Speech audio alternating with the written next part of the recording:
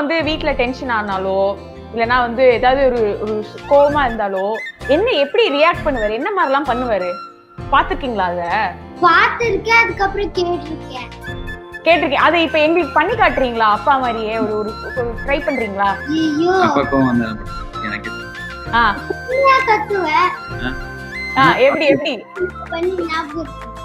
ஐயோ என்ன இந்த ஷோ முடியறதுக்குள்ள என் குடும்பத்தோட மான மரியாதை இத்தனை வருஷம் படையப்பா ஃபேமிலில இருந்து காத்து கட்டி காத்ததெல்லாம் வந்துரு போல இருக்கேன். என்னப்பா அது பண்ணி காட்டுறியான்னு கேட்கலாம். என்ன பண்ணுவா? சரி நான் இதை மட்டும் சொல்லிட்டா